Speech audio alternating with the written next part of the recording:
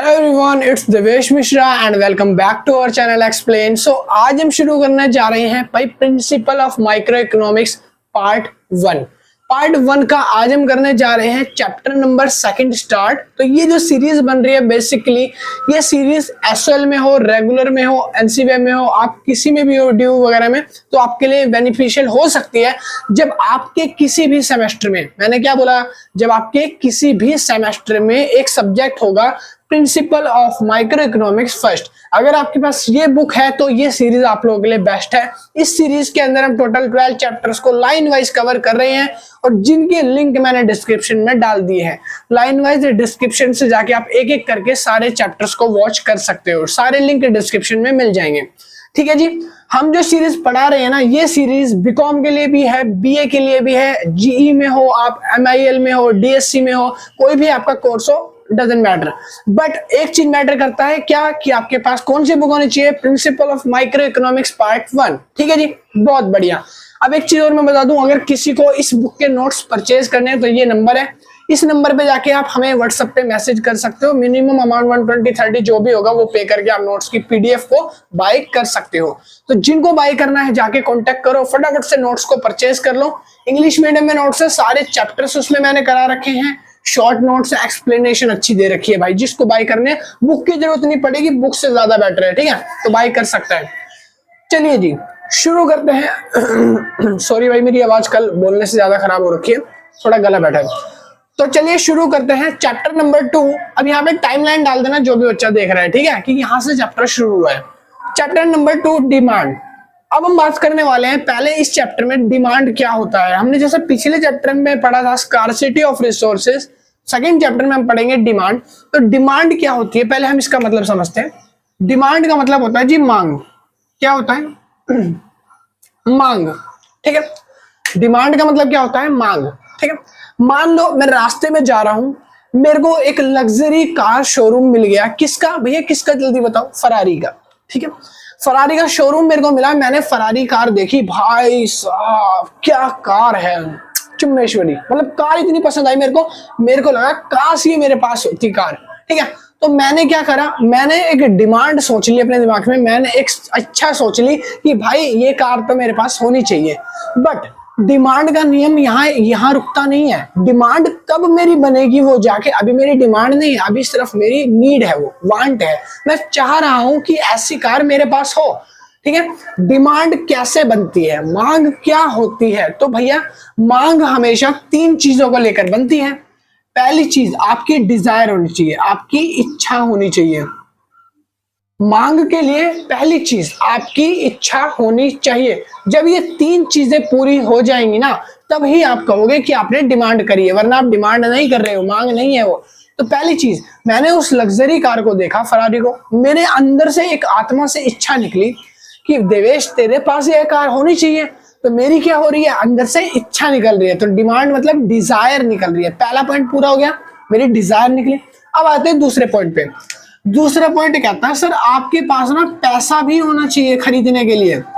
ऐसे डिमांड नहीं होती कि जेब है कंगाल और चल पड़े हो लेने, बड़ा सा हाल। ठीक है, तो भाई पैसा होना चाहिए, रुपया होना चाहिए, या बोल सकते हो पेटी होना चाहिए। ठीक है, कैश होना चाहिए, तो कुछ भी बोल लो, रोकड़ा होना चाहिए और कुछ भी बोल लो, खोखा होना चाहिए।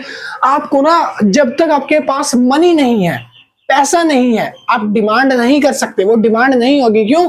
क्योंकि अगर मैं लग्जरी कार को देख रहा हूं, उसको लेना चाहता हूं, डिमांड करना चाहता हूं, तो उसके लिए क्या चाहिए? पैसा चाहिए। भैया जेब गर्म होनी चाहिए नोटों से, और कितनी सारे नोट होने चाहिए भाई, बहुत सारे नोट होने चाहिए उस कार को खरीदने के लिए। अपनी तो रिक्शे वाली औकात है, तो अपन छोड़ देंगे। ठीक है, तो तीसरी चीज सुनो, डिमांड के लिए पहली चीज इच्छा होनी चाहिए। जब मैंने उसको देखा तो मन में लालच आए कि मुझे भी एक कार चाहिए। ठीक है, दूसरी चीज पैसा होना चाहिए। तीसरी चीज क्या होनी चाहिए भाई? विलिंगनेस होनी चाहिए। विलिंगनेस, ये वर्ड का मतलब क्या होता है भैया? इसका मतलब होता है खर्च करने की क्षमता। खर्च करने की क्षमता मतलब स्पेंड पावर, आप स्पेंड कर सको पैसा। पैसा तो बहुत लोगों के पास होता है, खर्च करना हर कोई थोड़ी जाएगा। अगर मान लो आपके दोस्त ने बोला भाई आज कैफे चलते हैं पार्टी करने, तो आपके दिमाग में क्या आएगा? दोस्त की तरफ से बिल फटेगा, मैं तो चला जाता हूँ, सूखा साखा खा के आना है, बड़ा मजा आता है ना। दोस्त अगर जाके पार्टी करवा रहा है, दोस्त जाके फ्री में ऐश करवा रहा है, तो मजा किसको नहीं आता? सबको आता है। मगर अपनी जेब से जब पैसा जाता है ना, तब बड़ा दुख होता है यार, अपनी जेब से पैसा चला गया, ठीक है, पार्टी का अगर कॉन्ट्री करना पड़ गया, पैसा आपको देना पड़ गया, तब बड़ा दुख होएगा ना। तो यहाँ पे क्षमता खर्च करने की जब है, आपके पास पैसा भी है, खर्च करने की क्षमता भी है, इच्छा भी है, तब आप कह सकते हो मैंने एक डिमांड कर दी कार की, मैंने उस कार की डिमांड करी, मैंने इच्छा करी दिमाग में कि भाई मेरे पास ऐसी कार होनी चाहिए, बस ये मिल जाए एक बार, ठीक है, एक ये मिल जाए, तो मैंने डिमांड की इच्छा कर दी। चलो अब उसके बाद सेकंड थिंग, मेरे पास पैसा होना चाहिए। मेरे पास सपोज करो जेब में बहुत पैसा है, मैं खरीद भी सकता हूँ वो कार, बट तीसरी चीज पूरी नहीं हो रही, सर मैं खर्च ही नहीं करना चाहता, पैसा भी है, इच्छा भी है, मगर मैं खर्च नहीं करना चाहता, बहुत कंजूस आदमी हूँ सर, मैं कंजूस आदमी हूँ। कैसा हूँ? कंजूस आदमी। तो जब मैं कंजूस आदमी हूँ तो मैं खर्च करने की इच्छा नहीं रख रहा, तो मेरी डिमांड बनेगी? नहीं बनेगी जी। इन तीनों में से एक चीज तो पूरी नहीं हो रही ना, मेरी लास्ट वाली विलिंगनेस, मैं इच्छा ही नहीं कर रहा, खर्च करने की क्षमता ही नहीं मेरे अंदर, मैं तो फट्टू हूँ, दब्बू हूँ। तो भाई डिमांड कब बनती है? जब डिजायर, मनी, विलिंगनेस तीनों चीजें बनकर मिलती हैं, तब एक डिमांड निकलती है, ठीक है। दूसरा एग्जांपल लेते हैं, जूते का एग्जांपल लेते हैं ना भाई, छोड़ो पहाड़ में गया जूता चप्पल, बहुत जूते चप्पल का एग्जांपल आता है, ठीक है, तो मैं तो दूसरा एग्जांपल लूंगा। मैं एग्जांपल लूंगा कौन सा एग्जांपल ले भाई? एग्जांपल याद नहीं आ रहा। हाँ, आईफोन, मेरे सामने फोन है ना, रिकॉर्ड हो रहा है, तो मैंने बोला आईफोन, मेरे सामने एक आईफोन रखा है 1 लाख का, ठीक है, बढ़िया सा आईफोन 16 प्रो आया। सर आईफोन 16 प्रो किसको नहीं पसंद, किसको नहीं चाहिए बताओ कमेंट में। 0 लाइक आएगी, मैं उसको कमेंट में डाउन कर दूं, आई नो मेरे को पता नहीं आएगी किसी की, मजाक कर रहा हूँ, मेरे पास है भी नहीं, मेरे पास खुद का 10,000 का फोन है जिससे शूट हो रहा। तो भाई सुनो, मैंने बोला मेरे को आईफोन खरीदना, तो आईफोन के लिए पहले मैंने क्या करा, सामने वाले के पास देखा आईफोन है, मेरे को इच्छा हुई। दूसरी चीज मैंने देखा मेरे पास पैसा है या नहीं है, मनी भी तो होनी चाहिए। तीसरी चीज मैंने देखा मेरे पास क्षमता तो है ना खर्च करने की, अपने दोस्त की तरह कंजूस तो नहीं हूं जो बोलता पार्टी में चलेगा फिर वहां काउंट्री मांग रहा होता है 10-10 रुपए 10-10 रुपए। तो भाई ये चीज नहीं होनी चाहिए, यहाँ पे 3 चीजें होनी चाहिए। पहली चीज कौन सी है भैया, जल्दी बताओ? इच्छा, डिजायर। दूसरी चीज कौन सी है? मनी, पैसा। तीसरी चीज कौन सी है? विलिंगनेस टू पे, मतलब खर्च करने की क्षमता, आप स्पेंड कर सको। तीनों चीजों को मिला के क्या बनता है? डिमांड बनती है। तो हो गया ना डिमांड, समझ आया? ये होता है भाई डिमांड। चलो अब इसको ना मैं बुक की लाइन में समझाता हूँ, लिखना तो आपको बुक की लाइन में पड़ेगा ना, वो रट्टू तोते की तरह, तो बुक की लाइन में समझो। क्या डिमांड क्या होती है? It refers to a quantity of a commodity, ये एक क्वांटिटी को दिखाता है किसी भी वस्तु की, कोमोडिटी की, ठीक है, क्वांटिटी को दिखाता है, विच ए कंज्यूमर इज विलिंग, जिसको बाय करने के लिए एक कंज्यूमर विलिंग तो है, विलिंग मतलब खरीदने की क्षमता तो रखता है, एंड एबल टू बाय, और वो उस चीज को बाय भी कर ले, ठीक है। आगे लिखा है एट द पॉसिबल प्राइस, जो भी उसका प्राइस है उस प्राइस पे उस वस्तु को खरीदने की इच्छा भी रखे और उसको खरीद भी ले, at a possible price in A given time period, एक टाइम पीरियड के दौरान, ये वर्ड जरूर डालना, एक टाइम पीरियड के दौरान। तो वो जो वस्तु की इच्छा रख रहा है जिसको खरीदने की, और वो जब उसको खरीद रहा है एक टाइम पीरियड के दौरान, इसको बोलते हैं मांग, कि उसने एक पर्टिकुलर टाइम पे किसी वस्तु की मांग करी, उसके पास पैसे भी थे, उसके पास इच्छा भी थी और खर्च करने के लिए पैसे थे, तो उसने खरीद ली, ठीक है जी। इसको बोलते हैं डिमांड। समझ आ गया? छोटी सी डेफिनेशन है, और छोटा भी कर सकते हो अपनी तरफ से। ये है डिमांड के 3 वो बेसिक पिलर जिसके बिना डिमांड पूरी नहीं होती, ठीक है। 3 डिमांड्स होती है, 3 तरह की डिमांड नहीं है, मतलब डिमांड इन 3 चीजों से मिला के बनी है, ठीक है जी। खांसी आ रही भाई, गला बैठा हुआ है मेरा। हाँ सॉरी, आगे सुनो, आगे चलते हैं। अब हम ना, अगर मान लो जिस बच्चे को डिमांड बिल्कुल भी समझ नहीं आया, भाई अभी भी नहीं समझ आया, क्लियर नहीं हुआ, चलो जी आगे समझाते हैं, नीचे आ जाओ, आओ भाई। देखो डिमांड होती है 2 टाइप्स की। अब मैंने डिमांड को बांट दिया, बंटवारा कर दिया है 2 टाइप्स की। भैया डिमांड को क्यों बांटा, क्यों बंटवारा किया आपने? गंदी बात है, ऐसे बंटवारा नहीं करते, हमको सिखाया गया है सारे मिलजुल कर रहना चाहिए ना। भाई सुनो, डिमांड जब मैं पढ़ रहा था ना, तो मैंने भी पहले शुरू में यही सोचा था, सारे मिलजुल के रहते हैं, क्यों बांट रहे हैं एक दूसरे को। बट क्या हुआ, देश में कुछ ऐसा हुआ जहां पे मैंने देखा कि मेरा दोस्त मेरे ऊपर स्पेंड नहीं कर रहा, अपनी गर्लफ्रेंड पे स्पेंड करे जा रहा है, ठीक है। मेरे को आ गई गुस्सा, मैंने बोला सारे अपना अपना देखेंगे, ठीक है। तो मैंने अपनी एक इंडिविजुअल डिमांड बना ली, मैंने बोला मैं इंडिविजुअल लोगों के लिए खर्च करूंगा आज से, अपने जो अकेले लोग हैं ना इंडिविजुअल, उनके लिए। वो दूसरों पे खर्च करता है, तो मैंने एक नाम से उसकी भी डिमांड बना दी। मैंने बोला तू है मार्केट डिमांड, तू सबके ऊपर खर्च कर रहा है, दूसरों पे कर रहा है, तो तू आएगा मार्केट डिमांड में। तो मैंने इस तरीके से डिमांड को दो पार्ट में बांट दिया, एक इंडिविजुअल डिमांड, एक मार्केट डिमांड। अब समझो पहले इसका मतलब क्या है। इंडिविजुअल मतलब होता है जब कोई सिंगल व्यक्ति, जैसे कि मैं, ऐसे कोई सिंगल व्यक्ति जो है अगर डिमांड कर रहा है, या अकेला एक व्यक्ति डिमांड कर रहा है, तो वो इंडिविजुअल डिमांड होती है। जब पूरा ग्रुप, पूरा देश, पूरी कंट्री, ठीक है, या पूरी ऑर्गेनाइजेशन, पूरी फर्म, पूरी इंडस्ट्री, मतलब कि पूरे से कहने का मतलब है कम से कम उसमें 100 लोग हों, 10 लोग हों, हजारों लोग हों, 1,40,00,000 लोग हों, ठीक है, या बोल सकते हो 140 करोड़ लोगों की संख्या हो, ये सब जो डिमांड कर रहे हैं वो मार्केट डिमांड। और एक तरफ अगर मैं सिंगल व्यक्ति की बात करूं, सिंगल डिमांड जो कर रहा है वो इंडिविजुअल डिमांड। ठीक, सुनो, इंडिविजुअल डिमांड क्या होती है, जो कि बाय एन इंडिविजुअल की जाती है। किसके द्वारा? एक व्यक्ति के द्वारा जो डिमांड होती है उसको इंडिविजुअल डिमांड कहते हैं। दूसरा, by the whole market, by the whole market, अगर डिमांड होल मार्केट के द्वारा करी जा रही है, पूरे देश के द्वारा करी जा रही है, पूरा देश जिस चीज के लिए हैंड रेज कर रहा है, जैसे कि अभी फिलहाल गर्मा गर्मी में जो भी लफड़े आ रहे हैं, ठीक है, जो भी जहां जहां कुछ घट रहा है, तो लोग क्या करते हैं उसके लिए प्रोटेस्ट करने लगते हैं, डिमांड करने लगते हैं, इसको हटाओ, इसको यहाँ से हटाओ, ये चीज बंद कराओ, ये बैन कराओ। तो वो जो डिमांड है वो होल मार्केट डिमांड कहलाती है। ठीक है, बढ़िया। नहीं, अब आ जाते हैं इसकी टेबुलर प्रेजेंटेशन समझते हैं डिमांड की। जरा देखो, डिमांड में ना दो चीजें होती है, यहां मैंने टेबल बना दिया। पहली चीज ध्यान से सुनो, देखो, अगर किसी का प्राइस, अगर किसी चीज का प्राइस जो है, भाई थोड़ा अगर गाना बाहर से आ रहा है, शोर, वो मंदिर है पास में, इग्नोर करो भाई थोड़ा। भाई प्राइस देखो, अगर किसी चीज का प्राइस 20 रुपए है, मान लो मैं एक लड्डू की दुकान पे गया, मैंने लड्डू की दुकान में लड्डू वाले अंकल से पूछा, अंकल लड्डू कितने का है? अंकल ने बोला 20 रुपए का है। मैंने बोला ए भगवान, इतना सस्ता लड्डू तो मैंने देखा ही नहीं कहीं। तो मैंने क्या करा, मैंने सीधा 1000 लड्डू खरीद लिए। मैंने देखा प्राइस कम है तो मैंने क्वांटिटी डबल से भी ज्यादा बढ़ा दी, औकात से ज्यादा बढ़ा दी। मैंने बोला मेरा कच्चा गिरवी रख लो, लड्डू दे दो सर, है ना। मैंने क्या करा भाई, अगर 20 रुपए का प्राइस जैसे उसने बताया ना, मैंने बोला मेरे घर में से सब दिख जाए, I don't care, I want laddoos. तो मैंने क्या करा, मैंने लड्डू खरीद लिए बहुत सारे। बट इसकी जगह मैंने देखा दूसरी बार मैं दुकान पे आया, फिर दोबारा यही सोच के कि लड्डू का प्राइस कम होगा। मैं जब दूसरी बार दुकान पे गया, इस बार अंकल जी ने बोल दिया भाई 200 रुपए का एक लड्डू। मेरी 7 पुस्तक पानी ना पिए फिर तो इस मारे, ठीक है। तो भाई 200 रुपए का एक लड्डू बता दिया। मैंने बोला अंकल जी आप ना मेरी इस बार कच्चे बनियान मत बेको, आप इस बार 100 ही दे दो, कच्चे बनियान पहन के जाना इस बार, ठीक है। तो इस बार मैंने कितने लड्डू खरीदे? 100 लड्डू खरीदे। तो यहाँ पे कुछ समझ आ रहा है आपको? ध्यान से देखो, जब मेरा प्राइस कम था तो मेरी डिमांड बढ़ रही थी, है ना, समझ गए। प्राइस कम था तो डिमांड बहुत ज्यादा कर दी। जब लड्डू का प्राइस बढ़ा दिया अंकल जी ने, तो मैंने डिमांड को कम कर दिया। कॉमन सेंस है ना मेरे अंदर भी, इंसान का बच्चा हूं ना मैं, लगता नहीं वैसे हूं ना भाई। हाँ, आप भी लगता नहीं हो, ठीक है। देख खुश हो रहा है, देख कैसे खुश हो रहा है। तीसरा पॉइंट समझो भाई, तीसरा पॉइंट है, मैं दोबारा अंकल जी पे गया। मैंने सोचा जब तक 200 रुपए के लड्डू दे रहे हैं, खा लो, क्या जा रहा है इसमें।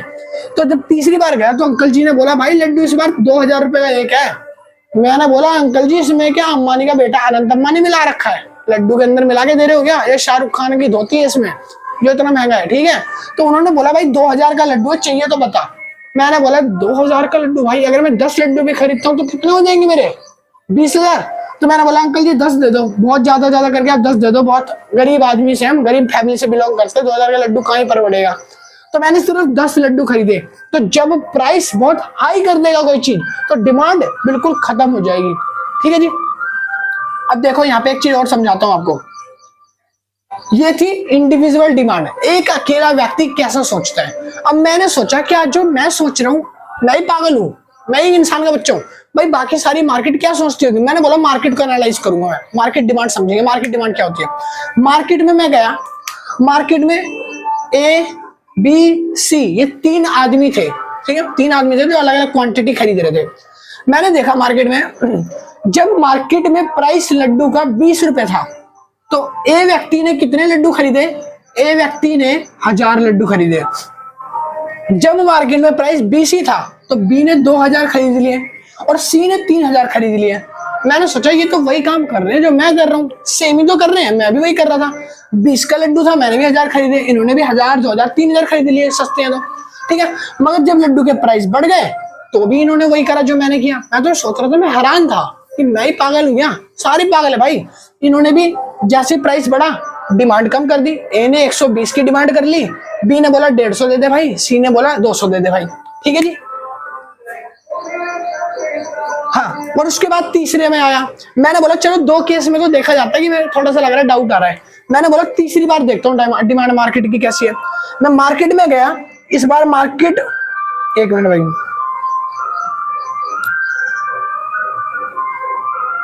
हाँ, तो मैं तीसरी बार मार्केट में गया तो मार्केट में जो है ना प्राइस 2000 चल रहा था लड्डू का, ठीक है। लड्डू नहीं है, सोना है भाई वो एक तरह से।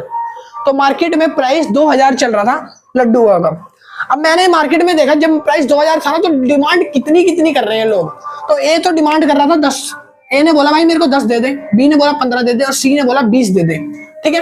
तो इन्होंने अपनी डिमांडें घटा दी बिल्कुल, ठीक है। देखो जो डिमांड मैं पहले कर रहा था इंडिविजुअल डिमांड में और मार्केट डिमांड में कितनी क्वांटिटी चेंज हो रहा है। देखो 20 रुपए था तो मैंने 1000 खरीदा, ठीक है।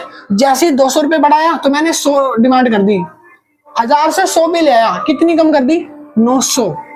कितनी कम कर दी सर मैंने, 900। ये जो चेंज आया है ना 1000 से 900, मतलब 1000 से 100, जो 900 यूनिट्स मैंने कम कर दी, इसको बोलते हैं चेंज इन क्वांटिटी। क्या बोलते हैं, चेंज इन क्वांटिटी। और ये जो प्राइस में चेंज आया है ना सर, इसको बोलते हैं 20 से 200, 180 रुपए बढ़ गया प्राइस, इसको बोलते हैं चेंज इन प्राइस। तो इसके लिए हम क्या लिखेंगे, इसको हम ऐसे लिखते हैं, ये जो ट्राइंगल बना है ना, ये ट्राइंगल, इस ट्राइंगल को हम बोलते हैं डेल्टा। क्या बोलते हैं, डेल्टा। और ये डेल्टा जो है ना ये दिखाता है चेंज, मतलब परिवर्तन। परिवर्तन किसी भी चीज का चेंज, उस चीज में कितना चेंज आया है, या वो घटी है या वो बढ़ी है। तो जैसे कि मेरी 1000 से 100 हो गई, 900 घट गई, ये जो चीज घट गई, इसका फॉर्मूला क्या होता है, फॉर्मूला होता है सर निकालने का डिमांड डेल्टा पी अपॉन में डेल्टा क्यू। मतलब कि प्राइस में होने वाला चेंज को डिवाइड कर दो क्वांटिटी में होने वाले चेंज से। तो मैंने देखा प्राइस में क्या चेंज आया, 20 से 200, 180 रुपए का चेंज। तो 180 डिवाइड बाय कितने से, क्वांटिटी में कितना चेंज आया, तो दोनों को देखेंगे तो 900 का चेंज आया। तो 0 से 0 कट गया, ठीक है। अब इसको घटा लो, 18 और 9 को ऐसे काट के हम सॉल्व कर लेंगे, ठीक है जी। तो आंसर क्या आ जाएगा, आंसर यहाँ पे आ जाएगा 9 9 2 18, तो यहाँ पे 2 और नीचे कितना आ जाएगा 10, 2/10, 1/5, ठीक है। तो भाई ये आंसर आ गया। तो यहाँ पे हमने देखा क्वांटिटी डिमांड में कितना चेंज आ रहा है, प्राइस डिमांड में कितना चेंज आ रहा है, और इसका फॉर्मूला क्या होता है। तो ये चीज याद रख लेना, ये ट्राइंगल मतलब होता है डेल्टा, इसको डेल्टा, इसका फॉर्मूला ये है, डिमांड निकालने का फॉर्मूला ये है, डेल्टा पी अपॉन में डेल्टा क्यू, ठीक है। आगे सुनो, अब मैंने जब मार्केट एनालाइज करी तो मार्केट में भी देखो सिंगल यूनिट पे अगर मैं अकेला व्यक्ति खरीद रहा था तो 900 रुपए की मैंने डिमांड कम कर दी थी, है ना। अब यहाँ पे मार्केट में देखो, जब मार्केट में प्राइस बी था तो सी कितना खरीद रहा था, 3000 यूनिट। जब मार्केट में 200 रुपए प्राइस आया तो सी ने अपनी डिमांड 200 कर दी, 3000 से सीधा 200, कितनी यूनिट्स कम करी, सीधा 2800 यूनिट घटा दी, है ना। इतनी ही तो चेंज आया है, 3000 से 200 हो गया, तो 2800 यूनिट सीधा ढप से डाउन हो गई। ये क्यों हुआ, ये इसलिए हुआ क्योंकि मार्केट है, ये मार्केट में और ज्यादा गिरावट आ सकती है कभी भी, ठीक है। और प्राइस अगर इंडिविजुअल की बात करें तो कम गिरा है, ठीक है। आ जाते हैं इनके डायग्राम पे।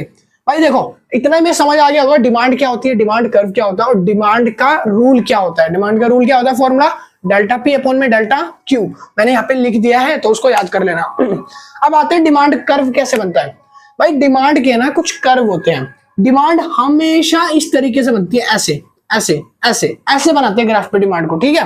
ये डिमांड कर्व है सब, ये मैंने बना रखा है, देखो डिमांड कर्व, ये डी लिखा हुआ है, डिमांड कर्व लिखा हुआ है।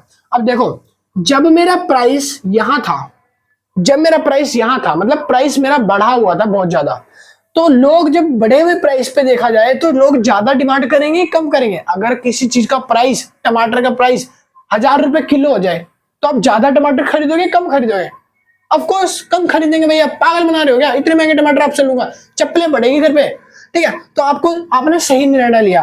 मेरे को भी पता, मेरे को भी पड़ी थी चप्पलें, ठीक है। तो प्राइस जब ज्यादा था तो मैंने डिमांड कितनी करी थी, क्वांटिटी इतनी करी थी, बस थोड़ी सी डिमांड करी, इतनी क्वांटिटी, ओ क्यू इतनी डिमांड, ठीक है। जैसे ही टमाटर का प्राइस गिरा, मैं सबसे भागा, थैला लेके सबसे तेज आगे लाइन में भागा, प्राइस मैं गिरेगा और मैं खरीदूंगा। तो प्राइस हो गया 50 रुपए किलो टमाटर का। जैसे 50 रुपए किलो हो गया, मैंने बोला मम्मी सस्ते हो गए टमाटर। मम्मी ने एक फैसला लिया, हमने डिमांड को बढ़ा दिया, हमने इंक्रीज कर दिया, और ये रहा डिमांड कर्व। जैसे प्राइस गिरा, पी से P1 हुआ, हमने क्यू से Q1 कर दी क्वांटिटी। सिंपल है। ये तब बनेगा डायग्राम जब इंडिविजुअल डिमांड हो। एक अकेला व्यक्ति डिमांड करेगा तो डिमांड कर्व ना खड़ा हुआ बनेगा, ऐसे सीधा, देखो सीधा बन रहा है खड़ा, तो इसको बोलते हैं स्टीपर कर्व। स्टीपर मतलब होता है खड़ा, स्टीपर मतलब खड़ा हुआ। जब डिमांड कर्व बिल्कुल सीधा बनता है तब उसको स्टीपर डिमांड कर्व बोला जाता है। क्लियर है, समझ में आया ना? ठीक है, आ गया भाई, इतने प्यार से समझाएंगे तो आ ही जाएगा ना। हाँ, गर्लफ्रेंड का भी जैसे समझ आ जाता है। हाँ, तीसरा पॉइंट आ जाओ, थर्ड पॉइंट आ जाओ मार्केट डिमांड पे। अब इसका डिमांड कर्व समझते हैं। देखो भाई, मार्केट में हजारों लोग होते हैं, ए बी सी ऐसे बहुत लोगों का मैंने बनाया हुआ है, ठीक है। मार्केट का डायग्राम हमेशा पड़ा हुआ बनता है। कैसा बनता है? ये पड़ा हुआ, पड़ा हुआ, ये खड़ा हुआ, ये पड़ा हुआ, ये खड़ा हुआ, ये पड़ा हुआ। इसको स्टीपर, इसको फ्लैटर। ये फ्लैट हो गया देख के, ये स्टीपर था, ये फ्लैट हो गया, बट इसको स्टीपर नहीं बोलते, ठीक है।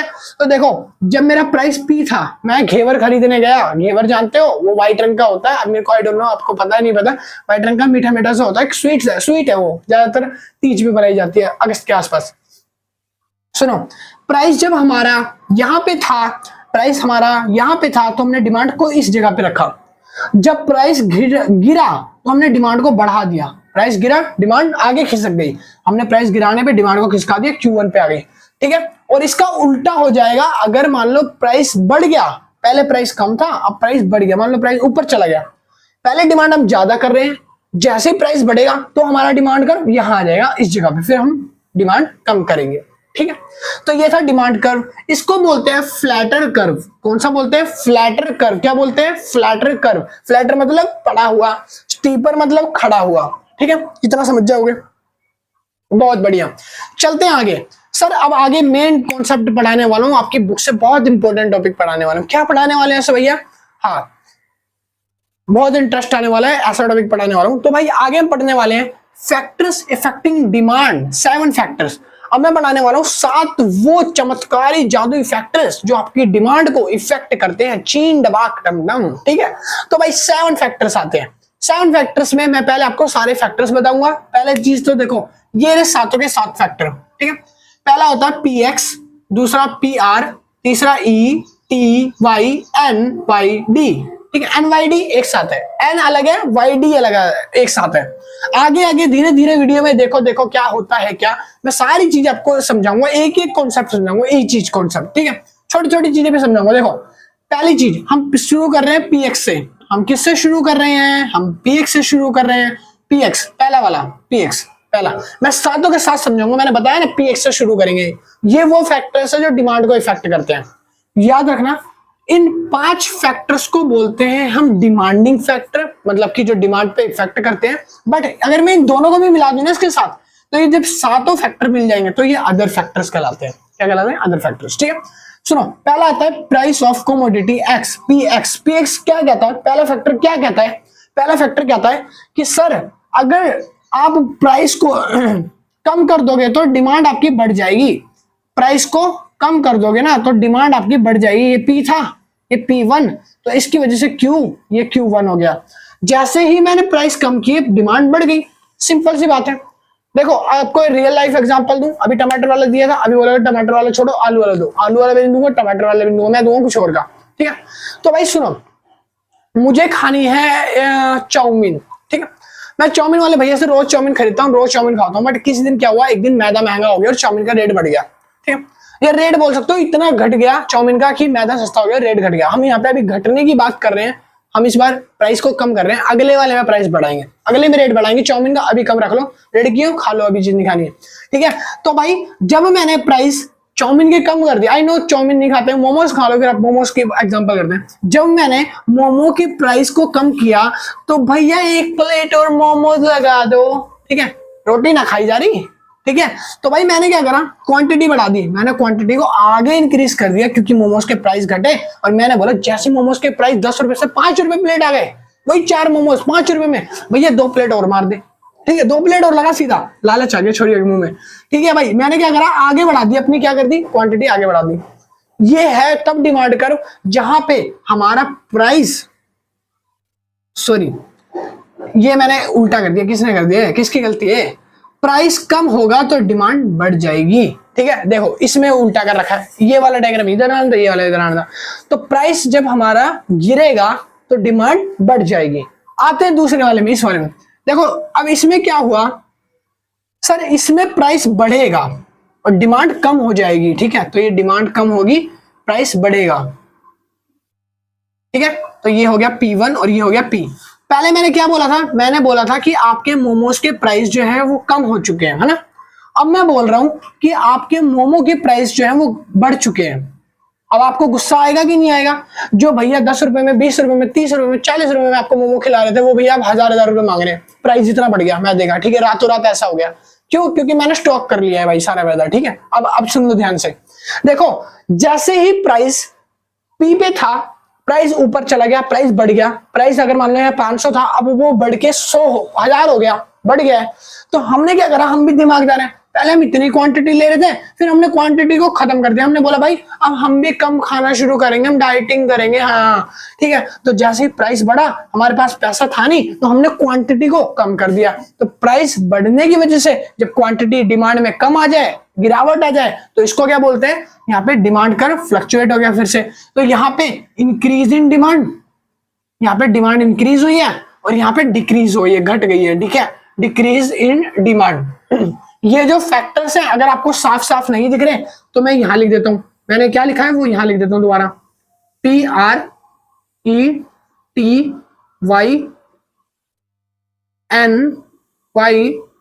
लो जी, ये 7 फैक्टर है टोटल, और अभी मैंने कितने कराए हैं, सिर्फ PX कराया, प्राइस ऑफ कमोडिटी X, ठीक है। ये रहा, हो गया हमारा। डिमांड जब बढ़ती है, सॉरी प्राइस बढ़ता है तो डिमांड कम, प्राइस गिरता है तो डिमांड ज्यादा, बस इतना था इस फैक्टर में। बाकी ये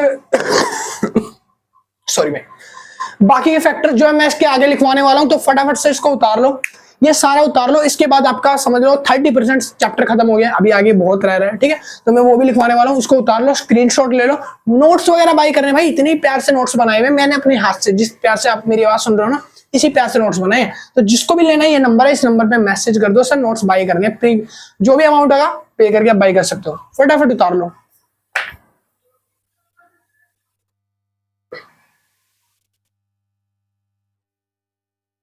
फिर शुरू करते हैं। अभी जो मैंने आपको बताया था वो आपने उतार लिया होगा, ठीक है। नहीं उतारा तो भाई जाके पीछे स्क्रीनशॉट ले लेना, 5-10 सेकंड पीछे जाके स्क्रीनशॉट ले लो। तो अब हम आगे बढ़ने वाले हैं। जैसे कि मैंने आपको बताया था, factor of affecting demand total 7 point होते हैं, बट मैंने 1 पॉइंट बताया था, 6 पॉइंट रहते थे। तो अब आ जाते हैं 6 पॉइंट कवर करने के लिए। सेकेंड पॉइंट आता है हमारा price of related goods. Price of related goods, देखो प्राइस ऑफ रिलेटेड गुड्स है ना, हमारी डिमांड को कैसे इफेक्ट करते हैं जरा समझेंगे। प्राइस ऑफ रिलेटेड गुड्स में 2 टाइप के गुड्स में हमने अपने गुड्स को डिवाइड कर दिया है। पहला गुड्स आता है सब्स्टिट्यूट गुड्स, दूसरा गुड्स आता है कॉम्प्लीमेंट्री गुड्स। दोनों का मतलब समझेंगे।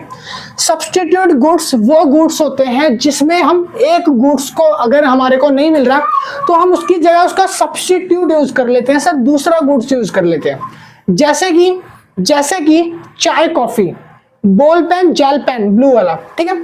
अगर मान लो आपको काली जीन्स नहीं मिल रही तो आप दूसरी काली जीन्स पहन के जा सकते हो। आपके पास 2-3 काली जीन्स है तो एक नहीं मिल रही आपकी फेवरेट है तो दूसरी अगर काली जीन्स है आपको वही डालनी है तो आप दूसरी से काम चला सकते हो।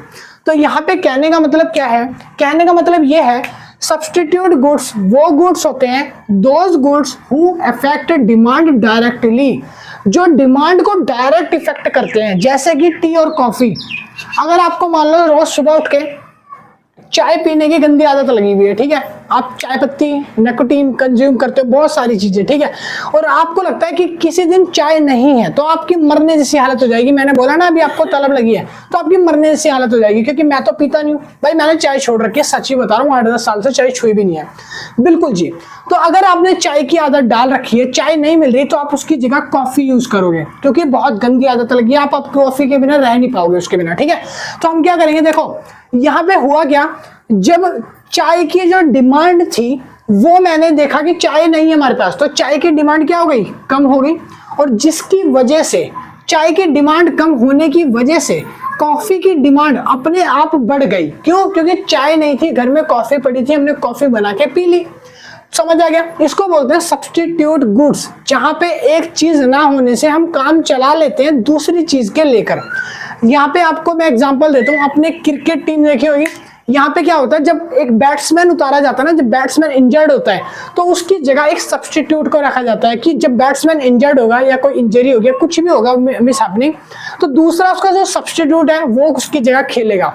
तो यहाँ पे इससे कोई इफेक्ट तो नहीं होगा ना, मैं चाय की जगह कॉफी यूज कर लूं, ब्लू पेन बॉल वाले की जगह मैं जेल पेन यूज कर लूं, बट होगा क्या, डिमांड पे इफेक्ट पड़ेगा। बस इससे इफेक्ट क्या पड़ेगा, देखो ये है हमारा डिमांड कर्व डी, और उसके बाद ये है हमारा डिमांड कर्व D1, ठीक है।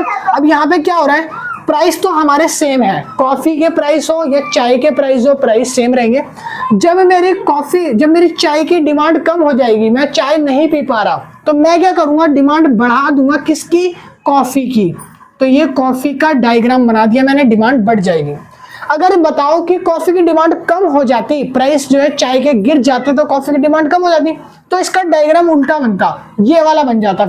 फिर यहाँ पे क्या होता, जो हमारा डिमांड कर्व है ना, ये जो क्वांटिटी हमारा ये वाली दे रहा है, इससे खिसक के शिफ्ट हो गए, ये Q1 पे आ जाता, पीछे आ जाता, प्राइस सेम रहता, डिमांड कर्व यहाँ से पीछे आ जाता। ऐसे ही मैंने यहां से आगे खिसका दिया इसको, ठीक है। तो जब ये पीछे आ जाएगा तो D1 इसको बोलेंगे भाई, ठीक है, D1। हाँ जी, तो सब्स्टिट्यूट गुड्स समझ आ गया। चलते हैं कॉम्प्लीमेंट्री गुड्स। ये भी प्राइस ऑफ रिलेटेड गुड्स से इफेक्ट होते हैं, मतलब कि ऐसे गुड्स जो एक दूसरे से निर्भर होते हैं, एक दूसरे से मिलते जुलते होते हैं, और दोनों की डिमांड इफेक्ट होती है प्राइस से, ठीक है। कह रहा है कॉम्प्लीमेंट्री गुड्स कौन से goods, those goods who effect demand indirectly. ये वो गुड्स हैं जो डिमांड को इनडायरेक्टली इफेक्ट करते हैं। इनडायरेक्टली, ये तो डायरेक्ट कर रहे थे टी और कॉफी, है ना, तो ये इनडायरेक्टली इफेक्ट करते हैं। कैसे भैया, कैसे, जरा एग्जांपल देना भाई। एग्जांपल में ऐसे समझो, कार और पेट्रोल, ठीक है। कार आपके पास है, पेट्रोल की डिमांड बढ़ गई, पेट्रोल जो है ना, इसलिए पेट्रोल महंगा हो गया। जब पेट्रोल के प्राइस 100 रुपए से 500 रुपए पर लीटर हो जाएगा, तो क्या जो कार खरीदने वाला बंदा है वो कार खरीदेगा? मैं मान लो कार खरीदने की सोच रहा हूँ, एक बढ़िया सी कार खरीदूं और घूमने लेके जाऊं फैमिली को, ठीक है। मगर मैं देख रहा हूं आज न्यूज आई है कि पेट्रोल के दाम 100 रुपए से पेट्रोल के दाम सीधा 500 रुपए पहुंच गए, तो मैं आइडिया ड्रॉप कर दूंगा, क्योंकि भाई कार बिना पेट्रोल के तो नहीं चलेगी ना। तो यहाँ पे प्राइस ऑफ पेट्रोल बढ़ने से डिमांड ऑफ कार पे इफेक्ट आया है, समझ रहे हो। तो ये क्या है, कॉम्प्लीमेंट्री गुड्स जो एक दूसरे पे निर्भर करते हैं। क्या बोला मैंने, एक दूसरे पे, लिख लो यहाँ पे, एक दूसरे पर, आई नो कि बड़ी मात्रा एक दूसरे पर निर्भर रहते हैं, ठीक है। तो जब भी एक चीज का प्राइस बढ़ेगा या घटेगा, उसका इफेक्ट दूसरी चीज पे ऑटोमेटिकली ही आ जाएगा।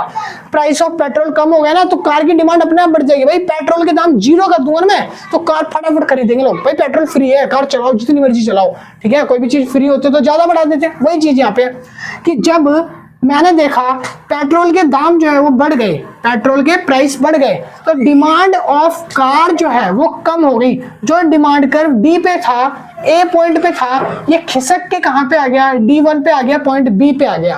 क्लियर है, समझ आ गया। प्राइस सेम है, कार के प्राइस को इफेक्ट नहीं करा मैंने सिर्फ पेट्रोल के प्राइस बढ़ाए हैं। कार का प्राइस वही है 1 लाख रुपए नैनो का, जो भी आ रही है 1-2 लाख की, बट वो फिर भी कम हो चुकी है। क्यों? क्योंकि प्राइस ऑफ पेट्रोल ने उसे इफेक्ट करा। समझ आ गया। ये है सब्स्टिट्यूट गुड्स, कॉम्प्लीमेंट्री गुड्स। बी हमारा खत्म हो गया। चलते हैं सी की तरफ। सी है हमारा एक्सपेक्टेशंस।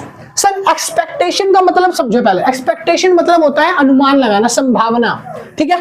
तो एक्सपेक्टेशंस की वजह से भी प्राइस ऑफ जो डिमांड कर रहे हो वो खिसकता है। चाहे वो राइटवर्ड शिफ्ट हो या फिर लेफ्टवर्ड शिफ्ट हो। राइटवर्ड शिफ्ट हो रहा है, राइट में जा रहा है, तो डिमांड क्या हो रही है, बढ़ रही है। अगर वो राइटवर्ड जा रहा है, अगर वो लेफ्टवर्ड जा रहा है, तो लेफ्टवर्ड में डिमांड कम हो जा रही है। ठीक है, तो देखो एक्सपेक्टेशन क्या है, मैंने लिखा इन फ्यूचर, इन प्रेजेंट। अगर प्रेजेंट में मान लो मैं गोल्ड खरीद रहा हूँ, सोना खरीद रहा हूँ, और मुझे पता है इन फ्यूचर गोल्ड के प्राइस जो हैं, सोने के प्राइस जो हैं, किसके, गोल्ड के, गोल्ड माने सोना। मैंने अपनी मम्मी को वादा किया सोना दिलाने का, कितने तोला, मैंने बोला मम्मी को 100 तोला सोना दिलाऊंगा। कितने तोला, 100 तोला। अब देखो भाई, मैंने देखा कि प्राइस ना फ्यूचर में गोल्ड के प्राइस बढ़ने वाले हैं, फ्यूचर में प्राइस बढ़ रहे हैं, तो मैं आज के टाइम पे प्रेजेंट में क्या करूंगा, डिमांड को क्या करूंगा, बढ़ा दूंगा। अपने आज ही गोल्ड खरीद के रख लेंगे ना भाई, मेरे को पता है फ्यूचर में इतना महंगा गोल्ड हो जाएगा कि मेरे हाथ ही नहीं लगेगा मेरी मम्मी के लिए। तब मैं क्या करूंगा, आज ही दुकान पे जाऊंगा ज्वेलरी की, आज ही 100 तोला 200 तोला जितना गोल्ड लेना मैं आज ही खरीद लूंगा। तो मैं आज ही डिमांड को बढ़ा दूंगा, और जब मेरी डिमांड बढ़ेगी तो डिमांड कर्व खिसकेगा ना, किस साइड, लेफ्ट या राइट, भाई राइट साइड खिसकेगा। डिमांड बढ़ती है तो right side demand curve shift हो जाएगा, तो ये ना राइट साइड शिफ्ट हो गया। पहले डिमांड यहाँ Q पे था, अब डिमांड कर्व बढ़ गया तो डिमांड कर्व Q1 पे आ गया। अगर डिमांड कम होगी तो कैसे होगी, देखो प्राइस अगर फ्यूचर में पता चल गया कि डिमांड घटने वाली है सोने की, मुझे पता चल गया कि इन फ्यूचर सोने के दाम मट्टी हो जाएंगे, बिल्कुल जीरो। ठीक है, कोई नहीं पूछेगा टमाटर की तरह 60 रुपए किलो सोना बिकने वाला, इतने जीरो। तो अब मैं क्या करूंगा, डिमांड कम कर दूंगा। अभी इन प्रेजेंट में डिमांड को घटा दूंगा। मैं अगर रास्ते में जा रहा हूँ ना सोना लेने, मुझे पता चल गया डिमांड फ्यूचर में जीरो है, भाई मैं बोलूंगा कैंसिल। सोना मेरी मम्मी मना कर दे, बेटा सोना नहीं लेना, मैं टमाटर के झुमके पहन के घूम लूंगी। ठीक है, तो यहाँ पे क्या है सर कि अगर प्राइस ऑफ गोल्ड जो है वो अभी फ्यूचर में कम होता है तो डिमांड प्रेजेंट में कम हो जाएगी। ठीक है, दोनों का इफेक्ट आपको दिख जाएगा, दोनों का इफेक्ट पॉजिटिव होता है। डिमांड कर्व कैसे बनेगा, जब प्राइस घटेगा उस वाले का, तो भाई डिमांड कर्व आपको बनाना है दूसरा, तो ऐसे बनाना, देखो सेम यही रहेगा, बस एरो यहाँ लगा देना, Q1 ये हो जाएगा। आपकी प्राइस सेम है, डिमांड कम हो गई ना, तो क्वांटिटी में चेंज आ गया। क्वांटिटी जो पहले Q थी अब Q1 हो गई, क्वांटिटी यहाँ पे आ गई। ठीक है, तो यहाँ पे से यहाँ वाला डायग्राम बना देना, ये हो जाएगा D1 और ये हो जाएगा D। सिंपल है। तो डिमांड कर्व राइट होगा तो डिमांड बढ़ेगी, लेफ्ट होगा तो डिमांड घट जाएगी। चलिए जी, अब D पॉइंट करते हैं, नेक्स्ट आ गया टेस्ट एंड प्रेफरेंसेस।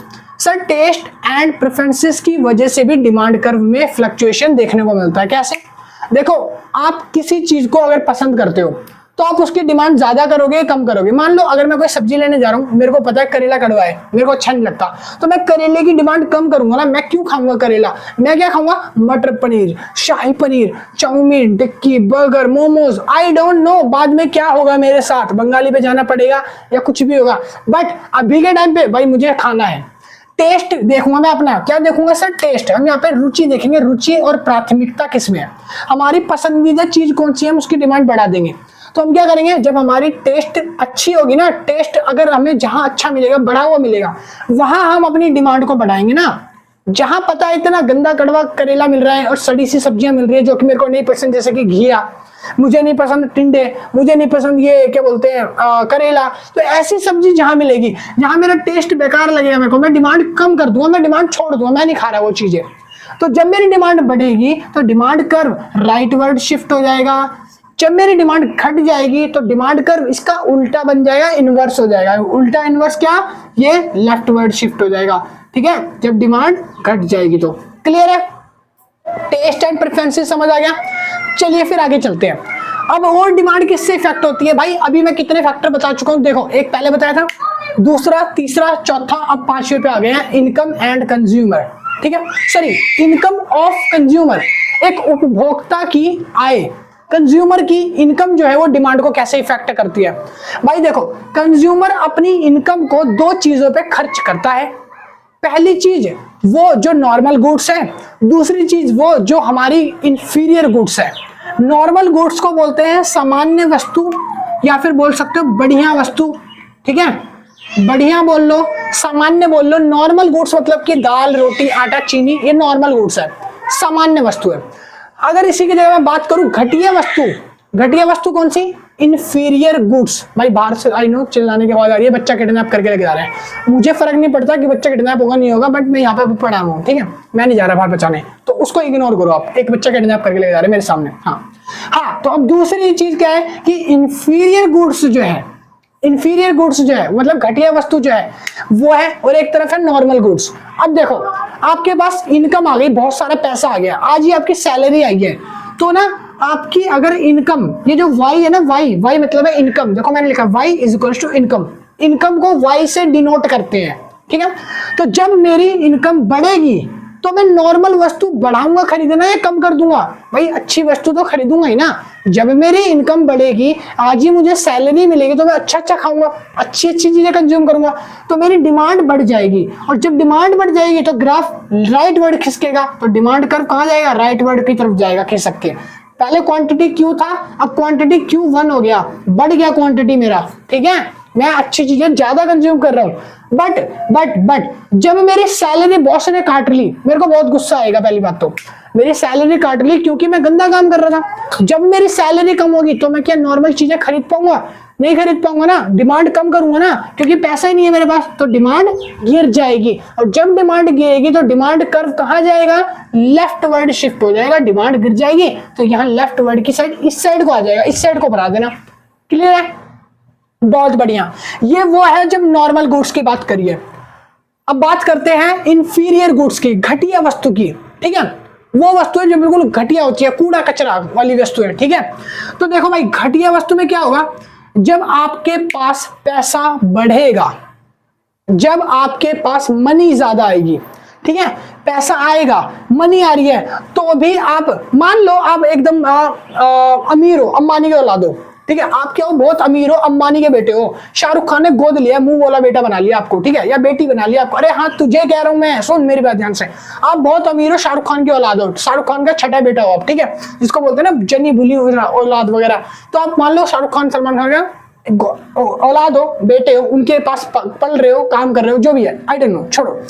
तो देखो जब आप बहुत अमीर हो, आप अंबानी के बच्चे हो, तो आपकी इनकम बढ़ी हुई होगी, और जब इनकम बढ़ी होगी तो आप क्या तुच्छ सी चीज खाओगे क्या, आप इंफीरियर गुड्स को कंज्यूम करोगे क्या, घटिया वस्तुओं को कंज्यूम करोगे क्या, बीड़ी सुट्टा चरस गांजा पियोगे क्या, नहीं पियोगे ना, क्योंकि आपकी इनकम ज्यादा, आप लग्जरी लाइफ जियोगे, अमीरों की लाइफ जियोगे। तो उस जगह जहां आपकी इनकम बढ़ी है तो डिमांड ऑफ इंफीरियर गुड्स, घटिया वस्तु होगी, वो 10-10 रुपए किलो वाले सड़े टमाटर नहीं खरीदोगे, तो डिमांड उनकी कम हो जाएगी। तो जब सैलरी बढ़ेगी तो डिमांड कम कर देंगे। जब आप अमीर हो, कब हो अमीर, तो पहले वाले में याद रखना, जब आप अंबानी की औलाद हैं तब, ठीक है, बहुत अमीर है तब। बहुत खुश हो रहा है ना अंबानी की औलाद सुन के, है ना, 1000 करोड़ फूकेगा अंबानी तेरे ऊपर भी शादी में, कितना खुश हो रहा है ना लल्ली भाई। सुनो दूसरे केस में आ जाओ। दूसरे केस में आपकी इनकम जीरो है, आप भिखारी की औलाद हो, ठीक है, जहां भी जाते हो आपको जूते चप्पल पड़ते हैं, कबाड़ी की औलाद हो, बिल्कुल जीरो है, आपके पास इनकम ही नहीं है। तो जहां आपकी इनकम जीरो है, आप भिखारी की औलाद हो, तब यहाँ पे आपकी इनकम है ही नहीं, तब आप घटिया वस्तु खाओगे या बढ़िया वस्तु खाओगे, आप पकवान खाओगे या फिर सैलरी ना होने के कारण घटिया वस्तु लोगे। सैलरी तो जीरो है, इनकम तो डाउन है, एम तो गिरा हुआ है, तो आप डिमांड बढ़ा दोगे किसकी, घटिया वस्तु की। वही 5-5 रुपए किलो टमाटर के लिए जाके संडे बाजार में लड़ रहे होंगे, ए मेरे को दे रहे इधर भैया 5 रुपए के 2 रुपए के 2 किलो लगा ले, ठीक है। तो घटिया वस्तु की डिमांड को इंक्रीज कर दोगे जब आप भिखारी की औलाद होगे, तो ठीक है। तो यहाँ पे क्या हो जाएगा, डिमांड बढ़ जाएगी जब आप यहाँ पे अपनी मनी को देखोगे कि मेरी मनी घटी हुई है। सॉरी, ये जो सारी चीजें मैंने बताई बस अजम्पशन मानना है, एक सोच समझ के करना है, ठीक है। ये एक्चुअल में आपको किसी को नहीं बोला गया, पढ़ाने का बस तरीका, ठीक है। हाँ आगे सुनो, जब डिमांड कर्व यहाँ पे क्या होगा, जब आप अमीर हो, बहुत अमीर हो, रिच हो, अंबानी जैसे, तो आपकी डिमांड बढ़ जाएगी, राइट वर्ड शिफ्ट हो जाएगा डिमांड कर्व। जब आप गरीब और भिखारी की औलाद बनोगे तब यहाँ पे से लेफ्ट वर्ड शिफ्ट हो जाएगा डिमांड कर्व। क्लियर है, बहुत बढ़िया, समझ आ गया। आगे आगे चलो भैया, इससे ज्यादा बेइज्जती हम अपने ऊपर बर्दाश्त नहीं कर पाएंगे, अब आप आगे चलो, ठीक है जी। सुनते सॉरी भाई, सुनो, पॉइंट नंबर 6 आ चुका है, number of consumer. Number of consumer भी आपकी डिमांड को बढ़ा सकते हैं, घटा सकते हैं, ठीक है। कैसे कैसे कैसे बताओ ना, तो भाई सुनो ना, सुनते ही नहीं है बिल्कुल भी। नंबर ऑफ कंज्यूमर, उपभोक्ता की संख्या, ये भी डिमांड को कम या ज्यादा करती है। जब आपके नंबर ऑफ कंज्यूमर ज्यादा होंगे तो डिमांड ज्यादा होगी या कम होगी। मेरे चैनल पे अगर 34,000 सब्सक्राइबर्स है तो मेरे नंबर ऑफ सब्सक्राइबर ज्यादा हैं तो मेरे नोट्स बिकेंगे ज्यादा या कम, ज्यादा बिकेंगे ना। पैसा ज्यादा आएगा या कम आएगा, ज्यादा आएगा ना, फिर भी बोर्ड नहीं खरीद पा रहा। ऐसा आ कहां रहा है और जा कहां रहा है, आई डोंट नो। ठीक है, तो भाई नंबर ऑफ कंज्यूमर जब बढ़ेंगे तो डिमांड बढ़ेगी, डिमांड बढ़ेगी तो राइट वर्ड शिफ्ट हो जाएगा डिमांड कर्व। कहां पे? Right word. तो ये बनाया डिमांड कर्व, ये लो जी, राइट वर्ड शिफ्ट कर दिया मैंने, ये हो गया D1, ये D, यहाँ प्राइस, यहाँ पे क्वांटिटी। ठीक है, तो वो राइट वर्ड शिफ्ट हो गया। जब डिमांड घटेगी, मतलब जब नंबर ऑफ कंज्यूमर कम हो जाएंगे, आपके चैनल को लोग अनसब्सक्राइब करके चले जाएंगे, आपका ग्रुप छोड़ के, आपको दुनिया से छोड़ के चले जाएंगे, अकेले पड़ जाओगे, तो यहाँ पे डिमांड भी कम हो जाएगी, लोग डिमांड ही नहीं करेंगे। कोई कंज्यूमर नहीं है तो कोई डिमांड वाला भी नहीं है, तो डिमांड क्या होगी? कम हो जाएगी। तो डिमांड कर लेफ्ट वर्ड शिफ्ट हो जाएगा डिमांड घटने पे। क्लियर है? तो ये थे आपके फैक्टर्स अफेक्टिंग डिमांड, ये हो गए आपके 6। एक और रहता है वो लिखवाने वाला, उसको उतार लो, स्क्रीनशॉट ले लो, है ना, जिसको लेना है।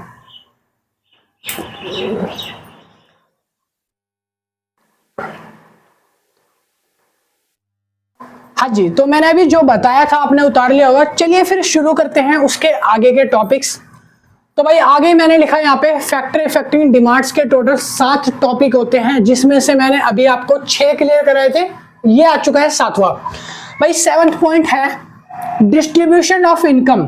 सर डिस्ट्रीब्यूशन ऑफ इनकम मतलब क्या होता है? उपभोक्ता की जो इनकम होती है ना, जब वो मिलती है तो उसका जो आय का बंटवारा होता है, उसकी मदद से भी इनकम जो इफेक्ट पड़ता है डिमांड कर पे, वो भी राइट वर्ड या लेफ्ट वर्ड शिफ्ट करता है किसी भी तरह से। ठीक है, तो यहाँ पे देखेंगे, देखो डिस्ट्रीब्यूशन ऑफ इनकम, अगर आप मान लो हम अपनी इकोनॉमी में पूरी तरह से इक्वली इनकम डिस्ट्रीब्यूट करें तो डिमांड अपने आप ही बढ़ जाएगी। क्यों? क्योंकि क्या होगा, देखो मान लो मैं एक कंपनी में बॉस हूं और मेरे नीचे 100 लोग काम करते हैं और मैं सबको बराबर बराबर इनकम दे रहा हूं। सर अगर मैं सबको बराबर बराबर इनकम बांटूंगा ना तो सबके पास पैसा बराबर आएगा।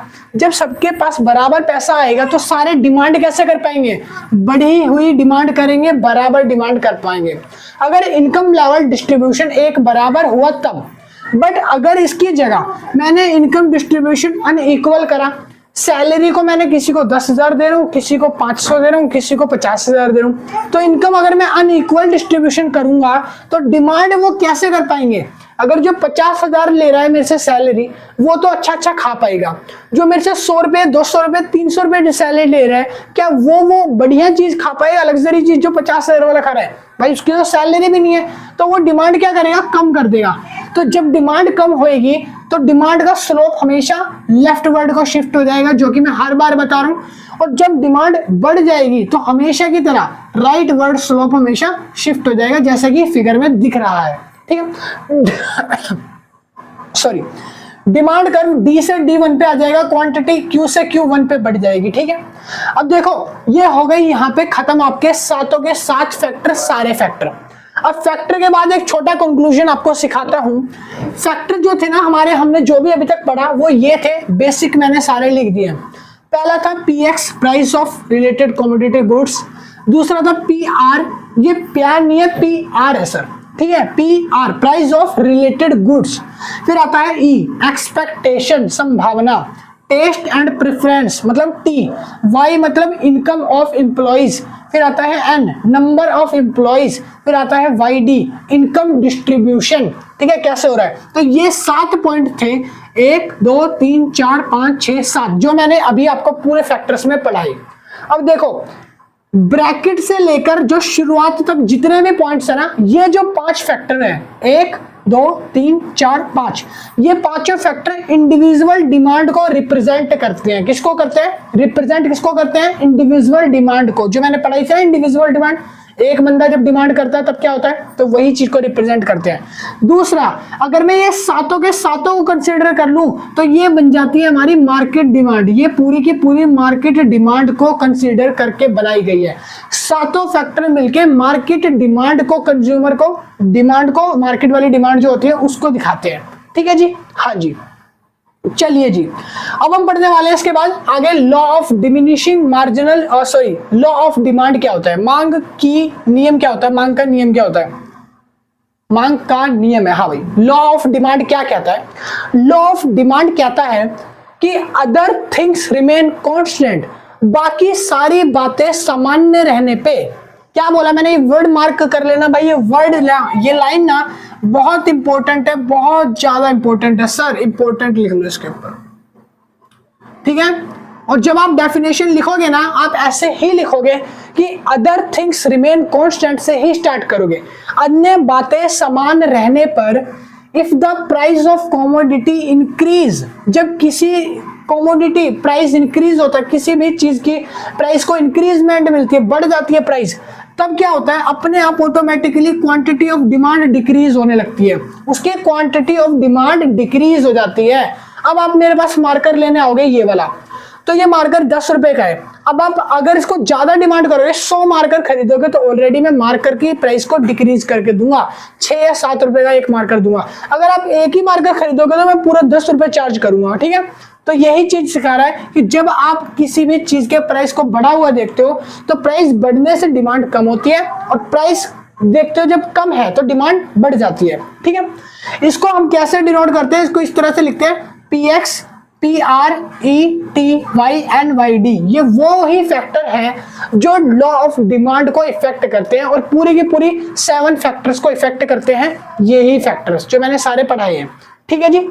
नीचे आ जाते हैं, स्लोप ऑफ डिमांड कर्व सिखा दो भैया। स्लोप ऑफ डिमांड कर्व क्या होता है? मांग का वक्र क्या कहता है? स्लोप कैसा होता है मांग वक्र का? ढलान कैसा होता है, ठीक है, डिमांड कर्व का।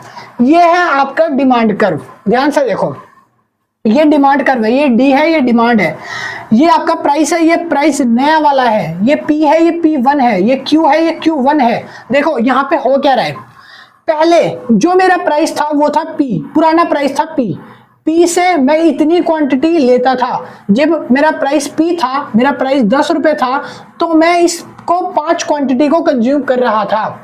मेरा प्राइस घट गया, P से P1 हो गया, नया प्राइस कम हो गया, P से P1 हो गया। जब प्राइस कम हो गया तो ये जो P और P का चेंज है ना, P और P1 का जो चेंज आया है, जितना डिफरेंस आया है, इस डिफरेंस को डेल्टा P बोलते हैं। क्या बोलते हैं भाई? Delta P।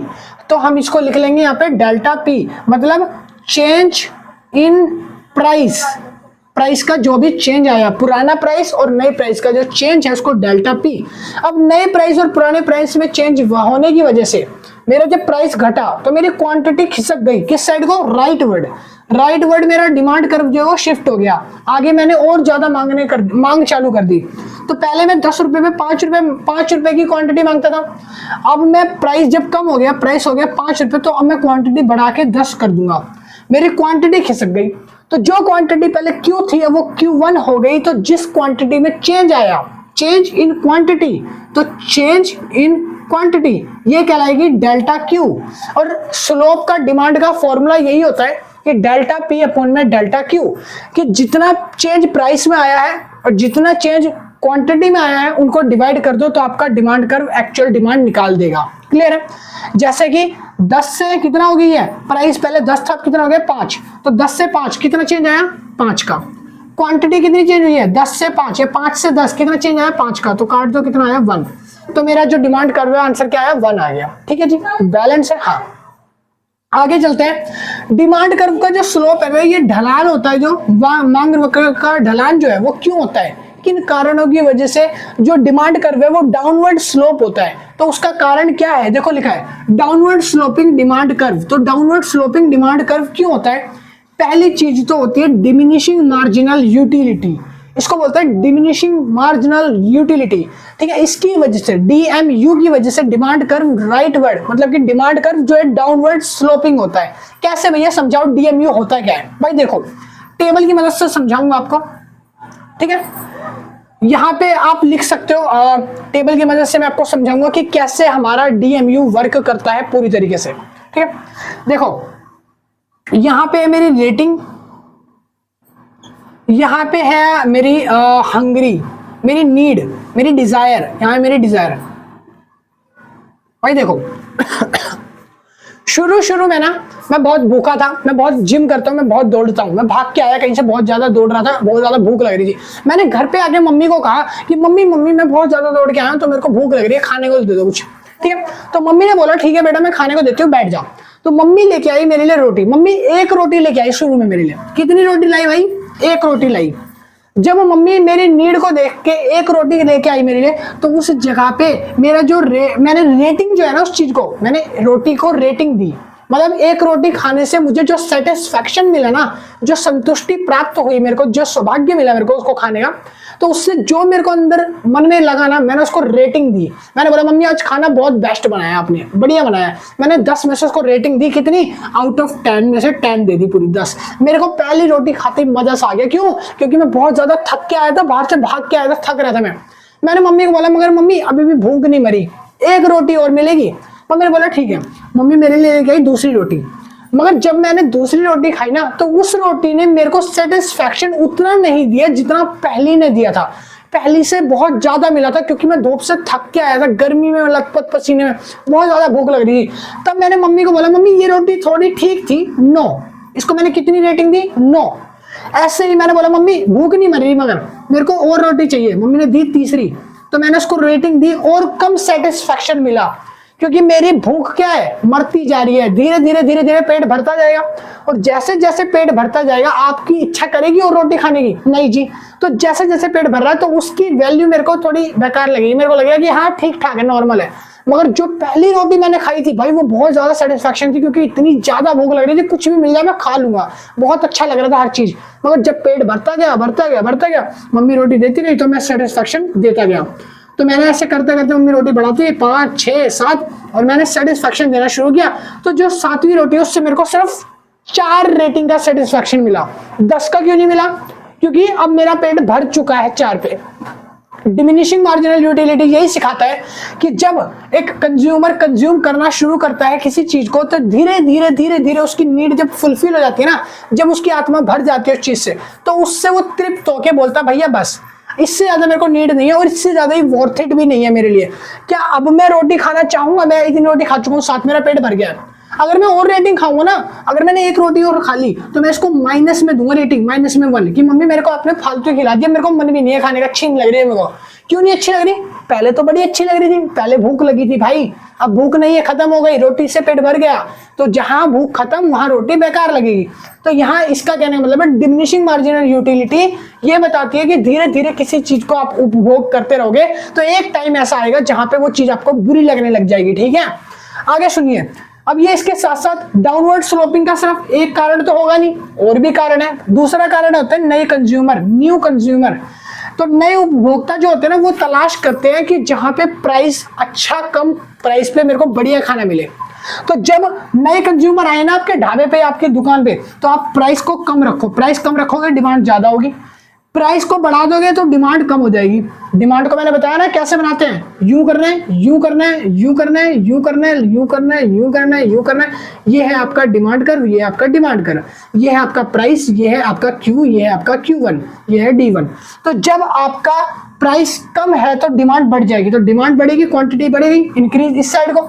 और जब ये घट जाएगी तो ये मिटो के इसको इस साइड को बना देना, ये घट गया।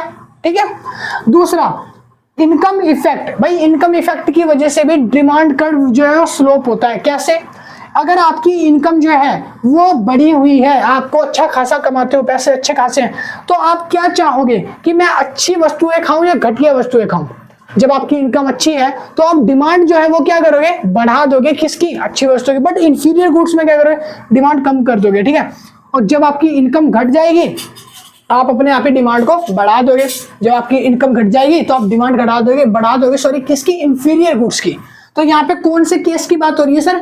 इंफीरियर गुड्स के केस में लगाऊंगा ये वाला मैं, इंफीरियर में बैठेगा सही। ठीक है, आगे लिखा है तीसरा, चौथा सब्स्टिट्यूशन इफेक्ट। क्या होता है? सब्स्टिट्यूशन इफेक्ट होता है प्रतिस्थापन इफेक्ट, प्रतिस्थापन प्रभाव। मतलब कि जब आपको कोई एक चीज नहीं मिल रही तो आप उसका इस्तेमाल की जगह दूसरे का इस्तेमाल कर सकते हो, जो कि दोनों सेम है, मिलने जैसे, एक दूसरे से मिलती जुलती है। ऐसी चीज जैसे कि मान लो मैं फ्रूटी पीता हूं, बहुत अच्छी लगती है। आज मेरे को दुकान पे फ्रूटी नहीं मिली, फ्रूटी खत्म हो गई, तो मैं स्लाइस ले लूंगा, मैं माजा ले लूंगा, सारी आम से बनी हुई है, तो मैं उसको पी के अपनी प्यास को बुझा लूंगा। तो मैं स्लाइस पी लूंगा, माजा पी लूंगा। या मेरे को टी नहीं मिली, आज मेरे को चाय की लत है, चाय नहीं मिली तो मैं कॉफी पी के काम चला लूंगा ना। तो यहाँ पे कहने का मतलब है सब्स्टिट्यूशन इफेक्ट, जहां एक चीज की प्राइस कम होगी या प्राइस बढ़ जाएगी, कुछ भी एक चीज में होगा तो दूसरी चीज का इफेक्ट अपने आप ऊपर नीचे हो जाएगा, ठीक है। तो इससे डिमांड कर्व खिसक जाएगा, समझ आ गया। तो भाई ये था आपकी मांग का नियम, ठीक है। ये आपके फैक्टर्स सारे हो गए। अब एक लास्ट छोटा सा टॉपिक रह गया मूवमेंट का और एक शिफ्ट का। तो मूवमेंट और शिफ्ट और करवा दूं, फिर आपका चैप्टर जो है इसके बाद वो हो जाएगा कंप्लीट, ठीक है जी। तो फटाफट इसका स्क्रीनशॉट ले लो, ये उतार लो।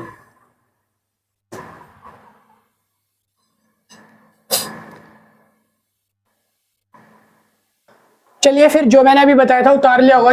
तो अभी हम शुरू करने जा रहे हैं अपना लास्ट टॉपिक है भाई। 5 से 7 मिनट और लूंगा बस, वीडियो इसके बाद खत्म है। 5 से 7 मिनट में आज आपका चैप्टर पूरा खत्म हो जाएगा, सेकंड चैप्टर। तो देखो सेकंड चैप्टर में मैंने यहाँ पे 2 पॉइंट्स लिख दिए लास्ट में, मूवमेंट एंड शिफ्ट। अब हम पढ़ने वाले हैं मूवमेंट क्या होता है और शिफ्ट क्या होता है, दोनों में डिफरेंस मैं आपको साथ के साथ बताऊंगा। पहला डिफरेंस, मूवमेंट में क्या होता है, चेंज इन प्राइस। मूवमेंट का डायग्राम नीचे आके थोड़ा सा देख लो, ये इसका डायग्राम है, ये इसका डायग्राम है, तो बीच में मैंने लगा देता हूँ लाइन, ठीक है। मूवमेंट में पहली लाइन चेंज इन प्राइस, यहाँ पे प्राइस में चेंज देखने को मिलता है। आप हर बार जब भी डिमांड कर्व बना रहे होंगे तब देख रहे होंगे कि ज्यादातर केसेस में मैंने ये वाला डिमांड कर्व बनाया है, ना कि ये वाला। इसमें क्या होता है, प्राइस चेंज होता है। पहले प्राइस P था तो मैं इतनी डिमांड कर रहा था, फिर प्राइस अगर मान लो गिर गया तो मैंने इतनी डिमांड करी, क्वांटिटी इतनी बढ़ गई मेरी, और जब मेरा प्राइस बढ़ा दिया तो डिमांड चेंज हो गई, डिमांड कम हो गई। बाहर खेल ले गुड़िया। तो यहाँ पे क्या हुआ, जैसे ही प्राइस मेरा ज्यादा हुआ मेरी डिमांड कम हो गई। तो कहने का मतलब है कि यहाँ प्राइस में बार बार, सॉरी भाई यहाँ पे खेल लिया, यहाँ पे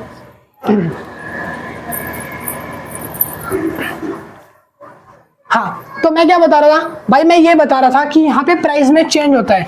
प्राइस में जैसे ही कमी आती है या बढ़ती है तो उसको हम संकुचन या फिर बोल सकते हो संकुचन। जब प्राइस कम हो जाता है तो संकुचन मतलब कॉन्ट्रैक्शन, और जब प्राइस बढ़ जाता है जिससे डिमांड बढ़ती है तो डिमांड बढ़ते है उसको एक्सपेंशन और वृद्धि बोलते हैं, ठीक है। तो पहला है चेंज इन प्राइस। इसका पहले आ जाओ चेंज इन अदर फैक्टर। यहाँ पे जो चेंज होता है वो किस में होता है, अदर फैक्टर्स में चेंज होता है। सर अदर फैक्टर्स कौन से हैं, याद है मैंने बताया था PETYNYD, तो उसमें मैंने अदर फैक्टर्स बताए थे। आगे वाला जो PX है ना, वो PX मतलब होता है प्राइस, उसको छोड़ के जो पीछे के सारे थे ना 6 के 6, वो यहाँ पे मतलब कि PRETY और NYD, तो ये जो फैक्टर्स हैं इनको बोलते हैं अदर फैक्टर्स। इसमें चेंज आने की वजह से ये डिमांड कर्व ऐसा बनता है। इसमें देख पा रहे होंगे कि प्राइस सेम है, यहाँ भी यहाँ भी यहाँ भी प्राइस तीनों में सेम आ रहा है। यहाँ प्राइस ऊपर नीचे बढ़ रहा है, कम हो रहा है, तो यहाँ पे अदर फैक्टर्स चेंज होते हैं, यहाँ पे नहीं होते। दूसरा सिंगल डिमांड कर्व, यहाँ एक सिंगल डिमांड कर्व बनता है, बट यहाँ एक 3 डिमांड कर्व है। देखो demand curve 1 1 2, sorry demand curve पहला, दूसरा और ये हो गया तीसरा, ठीक है। ये हो गया दूसरा और ये तीसरी क्वांटिटी, ये पहली। तो यहाँ पे 3 डिमांड कर्व बनाए हैं, बट यहाँ कितने हैं, सिर्फ एक ही डिमांड कर्व है, डिमांड कर्व 1, ये वाला देख रहे हो। इसके ऊपर ही सारे चीजें रिप्रेजेंट करी है। इसमें क्या होता है, मल्टीपल डिमांड कर्व्स होते हैं। सर क्या होते हैं, मल्टीपल डिमांड कर्व्स होते हैं। तीसरा इसके अंदर प्राइस या क्वांटिटी की वजह से कॉन्ट्रैक्शन और कौन सी चीजें एक्सपेंशन पाई जाती है। भाई गला बैठ चुका है, सुबह से ऑलरेडी 6 घंटे से चिल्ला रहा हूँ, और एक वीडियो डिलीट हो चुकी है बनने के बाद, आधे घंटे की वीडियो थी, मेरे से ही गलती से डिलीट हो गई है, तो वो दोबारा बनानी पड़ेगी। तो भाई इसके अंदर क्या होता है, कॉन्ट्रैक्शन और एक्सपेंशन, तो इसलिए गला थोड़ा सा बैठा हुआ है, आवाज थोड़ी अजीब आएगी तो एडजस्ट कर लेना भाई। कॉन्ट्रैक्शन मतलब क्या होता है, कॉन्ट्रैक्शन मतलब होता है संकुचन। जब प्राइस बढ़ जाता है कीमत कम हो जाती है। जब कीमत यहाँ पे ज्यादा कम होने की वजह से जब वृद्धि हो जाती है हमारी क्वांटिटी में तो उसको बोलते हैं एक्सपेंशन। जब हमारी क्वांटिटी कम हो जाएगी तो वो हो जाएगा संकुचन, ठीक है। यहाँ पे क्या होता है, यहाँ पे लिखा है increase in demand decrease in demand. ये increase in demand decrease in demand क्या है भाई, डिमांड इंक्रीज हो रही है, तो डिमांड जब इंक्रीज होती है ना, यहाँ से Q2 से Q3 पे जब जाएगा इसको बोलते हैं इंक्रीज इन डिमांड। और जब Q2 से Q1 पे आ जाएगा, प्राइस सेम है, Q2 से Q1 पे आ जा रहा है, क्वांटिटी कम हो जा रही है, तो डिक्रीज इन डिमांड बोलते हैं इसको, ठीक है। प्राइस सेम रहता है। अगला पॉइंट है फोर्थ, कह रहा है मेन रोल होता है प्राइस का। यहाँ पे मेन रोल किसका होता है सर, प्राइस का। ठीक है, आप देख पा रहे होंगे यहाँ पे प्राइस जो है वो इफेक्ट हो रहा है, प्राइस बढ़ रहा है, प्राइस घट रहा है, प्राइस बढ़ रहा है तो कितनी क्वांटिटी आ रही है, प्राइस घटना है तो कितनी क्वांटिटी ले रहा है। तो प्राइस का सारा रोल होता है। यहाँ किसका रोल है, यहाँ मेन रोल होता है अदर फैक्टर्स का। मतलब कौन कौन से फैक्टर्स, पहला, दूसरा, तीसरा, चौथा, पांचवा, छठा। तो ये सारे 6 के 6 फैक्टर जो है ना यहाँ पे रोल निभाते हैं। अगर आपने देखा होगा मैंने जितने भी डिमांड कर्व बनाए सब में यही वाला ग्राफ बनाया, सब में ये ग्राफ बनाया। क्यों, क्योंकि डिमांड मान लो कम हो रही है, डिमांड ज्यादा हो रही है, तो मैंने सब में यही दिखाया आपको बना के, कम होगा तो लेफ्टवर्ड, ज्यादा है तो राइटवर्ड। ठीक है, तो यही होते हैं यहाँ पे मेन रोल अदर फैक्टर्स के। लास्ट पॉइंट है लॉ ऑफ डिमांड अप्लाइड। यहाँ पे मांग का नियम अप्लाइड होता है, इस जगह मांग का नियम अप्लाइड होगा, लॉ ऑफ डिमांड अप्लाई होगा। क्या होता है law of demand, delta P upon में डेल्टा क्यू, यही है ना लॉ ऑफ डिमांड। ठीक है, LOD, लॉ ऑफ डिमांड। तो भाई लॉ ऑफ डिमांड यही होता है, डेल्टा पी अपॉन में delta Q, change in price upon में चेंज इन क्वांटिटी। तो ये चीज यहाँ पे देख सकते हो, चेंज इन प्राइस और चेंज इन क्वांटिटी हो रही है यहाँ पे। ठीक है, तो ये होता है लॉ इन डिमांड अप्लाई। यहाँ पे क्या लॉ ऑफ डिमांड अप्लाई होगा, तो यहाँ पे नहीं होता। यहाँ पे अदर फैक्टर्स आ गए हैं तो लॉ ऑफ डिमांड भूल जाओ। यहाँ देखो प्राइस तो चेंज ही नहीं हो रहा, प्राइस तो सेम है ना, तो यहाँ पे कहां से अप्लाई कर दोगे sir law of demand. Law of demand कब होता है, जब प्राइस में और क्वांटिटी में चेंज आता है। यहाँ कोई प्राइस में चेंज आया, क्वांटिटी से करी है, कभी दाएं कभी बाएं, कभी इधर चली कभी उधर चली, तो भाई यहाँ पे प्राइस में चेंज नहीं आ रहा, तो लॉ ऑफ डिमांड अप्लाई नहीं होगा। तो ये थे कारण मूवमेंट्स के, ये थे कारण शिफ्ट के। ठीक है, तो दोनों चीजें आपको क्लियर समझ आ गई होगी, स्क्रीनशॉट ले लो। हाँ जी, हो गया, स्क्रीनशॉट ले लिया, बहुत बढ़िया भाई। चैप्टर नंबर 2 यहाँ पे खत्म होता है, इस वीडियो को यहाँ पे एंड करते हैं। जो मेरी वीडियो डिलीट हुई है वो इसी चैप्टर की हुई है, तो मेरे को दोबारा शूट करनी पड़ी, बट आपके लिए चैप्टर एंड है। मैं पूरी वीडियो शुरू से बना के ही लगाने वाला हूँ, उसमें आपको टेंशन लेने वाली बात नहीं है। मेरी एनर्जी आएगी भाई, मैं एडजस्ट कर लूंगा, बट सपोर्ट आप लोग करते रहना। हाँ सुनो भाई, चैप्टर नंबर 2 यहाँ पे पूरा खत्म हो चुका है मेरा। अब मिलते हैं चैप्टर नंबर 3 के साथ, नई वीडियो बनाऊंगा उसके साथ। और इस सारी यूनिट के जितने भी लिंक है ना डिस्क्रिप्शन में डाल दूंगा, चैप्टर वाइज 1, 1, 2, 3 सारे। मैं क्या बोल रहा हूँ यार, कुछ भी, मतलब मैं कह रहा हूँ कि जितने भी सारे चैप्टर्स के लिंक है ना मैं डिस्क्रिप्शन में डाल दूंगा, आप एक एक करके लाइन वाइज सारे चैप्टर्स को वॉच कर सकते हो। किसी को अगर नोट्स परचेज करने हैं तो नोट्स बाय करने के लिए नंबर ये रहा, इस नंबर पे जाके मैसेज करो कि सर हमें नोट्स परचेज करनी है, मिनिमम अमाउंट 120 30 जो भी है वो आप पे करके नोट्स की PDF को बाय कर सकते हो। तो जाइए नोट्स बाय करिए फटाफट से। Thank you, keep watching. और अगर किसी को कोई डाउट है, वीडियो अच्छी लगी तो थम्स अप कर देना, कमेंट कर देना कौन सा पोर्शन अच्छा लगा, और अगर कोई डाउट है तो वो भी कमेंट सेक्शन में ड्रॉप कर देना, लिख देना कि भैया ये कमेंट मेरे को लगा, तो मैंने वो लिख दिया। मैं मिलता हूँ नेक्स्ट वीडियो में, अब मिलते हैं नेक्स्ट वीडियो में नई चैप्टर के साथ। Thank you, keep watching, bye bye.